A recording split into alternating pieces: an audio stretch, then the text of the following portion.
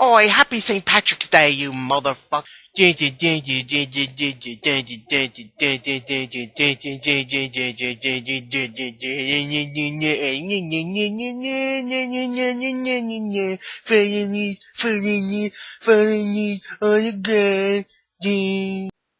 what's up, everyone? Irish Mickey Gore here, and I'm sorry for that. Anyway, let's get straight into this. This is the Halo Reach Defiant map pack review, and I want to start off by talking about the first map of the map pack. If you don't know, one of them is a Firefight map pack, and the other two are just regular maps. So anyway, let's get straight into it with the first one, which is the Firefight map. So yeah, let's get straight to it.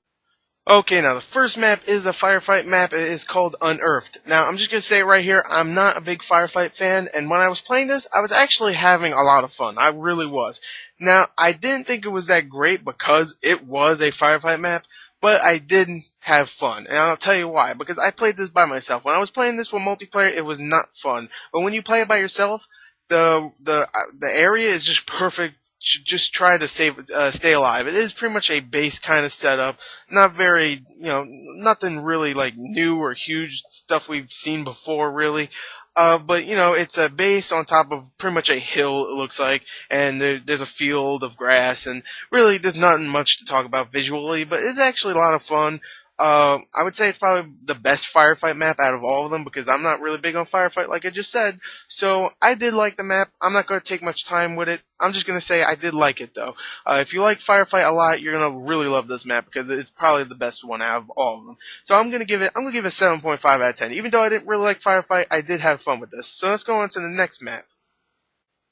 Okay, now the second map in this is called Highlands, and this is pretty much a huge open environment, a very forest-like atmosphere too. It's not really forest, but you see like trees and a lot of grass and still even some water here and there.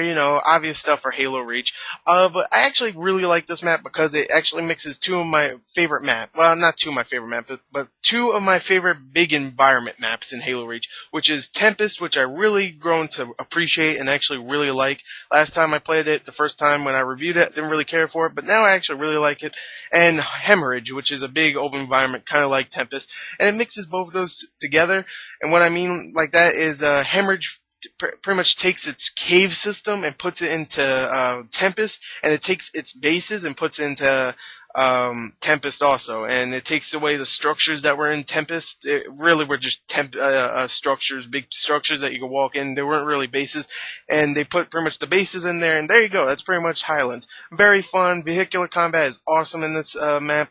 Jetpacking is awesome. Sniping, of course. Big environment, so it's really good. I really like this map. This could be really fun with just getting a bunch of your friends in a big team battle and just hopping into a car and blowing your freaking the enemies up. So anyway, I really like this map. I'm going to give this one an 8 out of 10. I really liked it. So let's go on to the next one, which is called Condemned.